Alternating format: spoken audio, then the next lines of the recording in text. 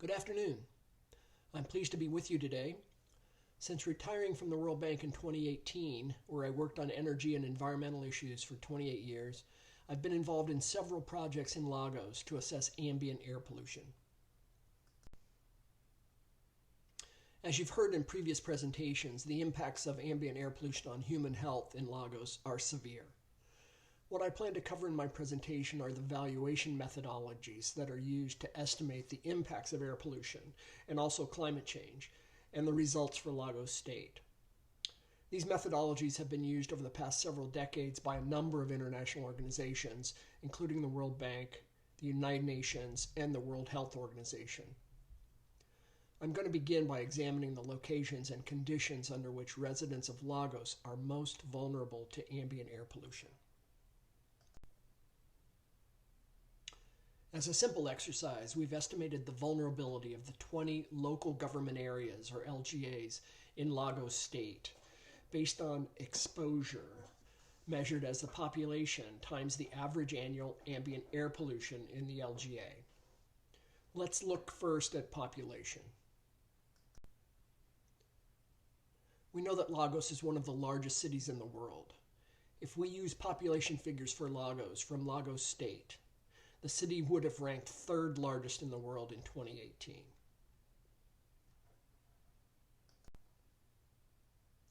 Secondly, those districts that have the highest population and population density are going to have the most people exposed to air pollution. Another consideration is the age profile of the population. We know that in general, the old and the young are most vulnerable to air pollution.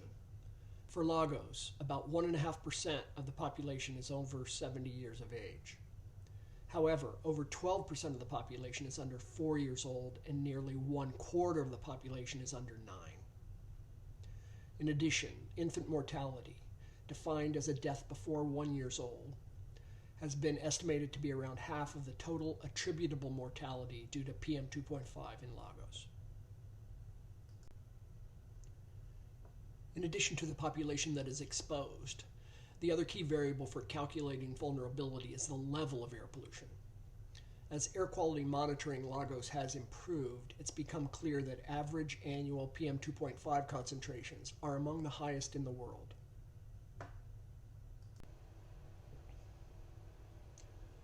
Although we used an average PM 2.5 concentration for the pathways model, monitoring done for an earlier study showed that air pollution varies by LGA, with some having considerably higher concentration than others, such as Ikorodu.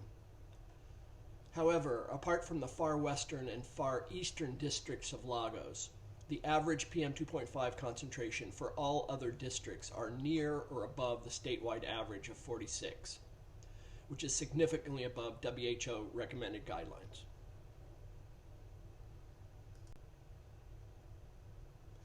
These are the rankings of air pollution on the left, PM 2.5, and population on the right for each LGA. So if we go back to our formula of vulnerability and multiply air pollution index by the population, we get a measure of vulnerability to air pollution impacts.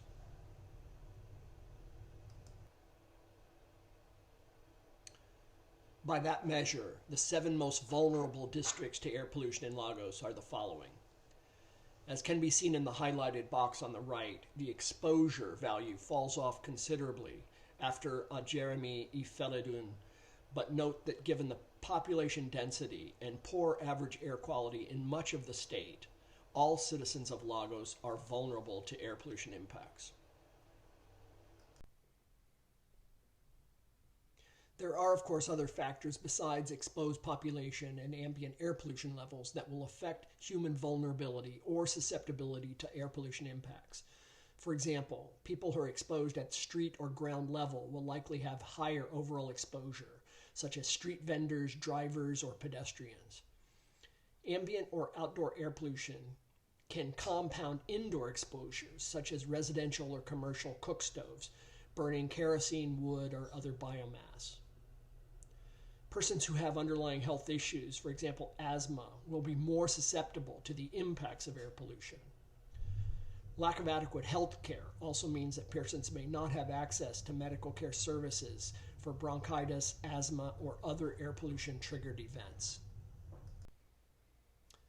The Irish author Oscar Wilde famously said that a fool is someone who knows the price of everything and the value of nothing. The good news is that many of the things we're trying to measure don't have price tags. However, the bad news is that it's always difficult to put a value on a human life, as in the deaths related to air pollution. We'll start with something a little easier, valuing the impact of climate change. I'm actually kidding. It's very difficult, which is why some smart people have invented the social cost of carbon, or SCC. The SCC is the estimated economic damage of climate change caused by each additional ton of CO2 emissions. In the U.S., the SCC is used in benefit cost decisions for public policy at local, state, and federal levels related to greenhouse gas emissions. Very briefly, the SCC is calculated by using computer models to predict future emissions, model future climate responses, and assess the economic impact that these climate changes will have on agriculture, health, energy use, and other aspects of the economy. A ballpark estimate that has been used in the U.S. is currently around $50 per ton of CO2. However, many policy experts believe that the SCC has been undervalued by not considering advances in climate science, demography, and economics. Resources for the Future, a think tank in the U.S., puts the value of the SCC around 3 times higher at $185 per ton. Greenhouse gas emissions for Lagos State are estimated to be about 25 million metric tons per year. At $50 per ton of CO2, the SCC value is around 1.3 billion US, or 1.7% of GDP in 2018. At $185 per ton of CO2, climate change damages are estimated to be about 4.6 billion, or around 6.4% of GDP. Moving to the valuation of ambient air pollution impacts, there can be many damages. However, human health impacts, and particularly premature mortality, tend to dominate overall damages. The value of statistical life, VSL, is the most common approach used for cost-benefit analysis, such as for evaluating transport, environmental, or other public projects. VSL can be measured in the economy, such as looking at the wage differentials of risky versus non-risky jobs. More commonly, contingent valuation surveys are used where individuals are asked how much they would pay to reduce small changes in mortality risk, say a 1 in 100,000 chance of dying. By collectively adding up society's willingness to pay to reduce small risks, one can arrive at the value of a statistical life. Estimates for VSL for Nigeria in the literature range widely. I've used a mid-range value of 164,000 that has been employed by the World Bank. A second measure, which isn't as widely used, provides a lower floor value and is called the human capital approach. It essentially measures the lost lifetime income associated with premature mortality, essentially foregone earnings during one's lifetime. The C40 Pathways model estimated 10,986 excess deaths from ambient air pollution in 2019. Using the VSL method, mortality costs amount to US 1.8 billion, or around 2.5% of Lagos GDP in 2018. Using the human capital approach, the Pathways mortality estimates are valued at about 490 million, or a little less than 1% of GDP. Also in 2018. Now that we have methods for valuing air quality improvement, particularly impacts on human life and health, it's possible to compare those values with the costs of reducing ambient air pollution and greenhouse gas emissions. In fact, many jurisdictions around the world have found that reducing ambient air pollution and the associated health impacts is the largest single co-benefit of reducing greenhouse gas emissions. Although there are some exceptions that we will discuss in a few minutes, many measures to reduce greenhouse gas emissions also reduce air pollution. As stated in the 2021 Lagos Climate Action Plan, many of the actions to reduce greenhouse gas emissions would have co-benefits in terms of improved public health. Although that climate action plan was not able to quantify the co-benefits of reducing air pollution, this is one of the explicit objectives of this study. By estimating the damages of air pollution, it's possible to compare those to the costs of implementing air pollution policies. This is an example from the PMEH study in 2022 for Lagos and shows the results of policies and investments to reduce PM 2.5 emissions from 46 micrograms per cubic meter to 10 micrograms per cubic meter. If we look at the costs and benefits of meeting the WHO target of 10 micrograms per cubic meter in Lagos, we find that the benefit-cost ratio is slightly over 2. And note that this is just 1 year of air pollution mortality.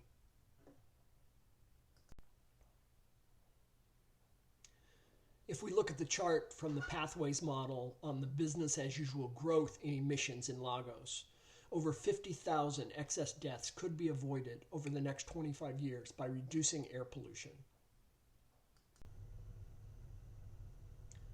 Even with only a single year of avoided mortality benefits, the investments in air pollution reduction would have a very short payback period.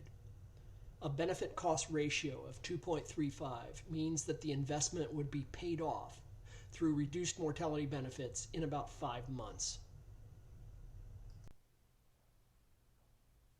So let's briefly look at some of the cost-effective measures for reducing ambient air pollution in Lagos.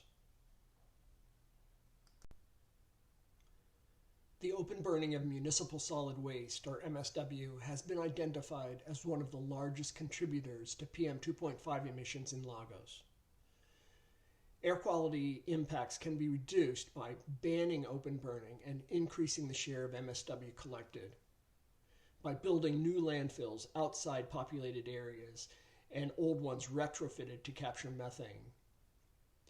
Long-term investments in waste reduction measures, including increasing collection rates, recycling, and composting. In the industrial sector, measures to reduce air pollution include investment in automated pollution monitoring equipment and enforcement of emissions limits, beginning with the largest industrial sources.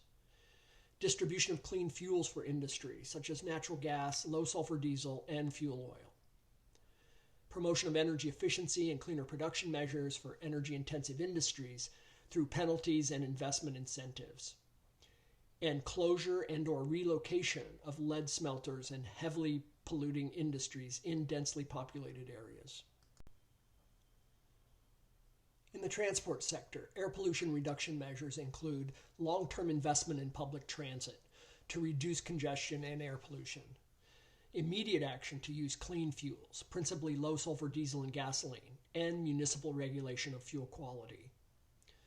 Investment in cleaner vehicles is needed, both public and private, including a move to Euro 4 and 5 technologies, and increased inspection and maintenance of vehicle emissions, and requiring emission stickers to use public roadways. This chart may be a bit outdated, depending on the progress that Lagos has made to improve the bus fleet. However, emissions from old diesel buses, such as Euro 1, are over 5 times more polluting than Euro 4. In conjunction with the introduction of newer bus technologies, fuel quality is critical to reduce PM emissions. It is critically important for Lagos to make use of low-sulfur fuels, both diesel and gasoline, for transport and stationary motors. I've highlighted the diesel fuel quality of the Dangote refinery, which recently received its first shipments of crude. It's designed to produce Euro 5 diesel, which is cleaner than Euro 4 and orders of magnitude cleaner than Euro 1. Emergency generators, also known as gensets, are a large and unregulated source of air pollution in Lagos. Such generators may account for as much as 40% of electricity generation in Lagos, and an even larger share of PM 2.5 from power generation. Long-term investment in power grid expansion and reliability is the best way to reduce the use of standalone generators. Genset emissions should be regulated, requiring clean fuels and emissions controls. Here's a short list of other cost-effective measures to reduce ambient air pollution in Lagos.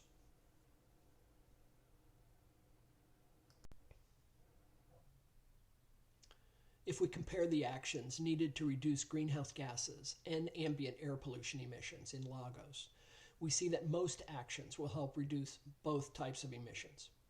However, there are exceptions. For instance, clean fuels and Euro vehicle standards will do little to reduce greenhouse gas emissions, but can dramatically lower PM 2.5. In addition, pollution controls on industrial sources, or gensets, will have little effect on greenhouse gas emissions and could actually raise them, but would have large benefits for reducing PM 2.5. In summary, air pollution in Lagos is severe, placing nearly all residents at risk of health impacts. By establishing metrics to value air pollution damages, it's possible to compare the costs and benefits of measures to improve air quality. To accurately quantify air pollution damages, it's critically important to have air quality monitoring data as well as good health statistics. Using even the lowest valuation methods, it's clear that there are many cost-effective solutions to improve air quality in Lagos. Thank you for your attention.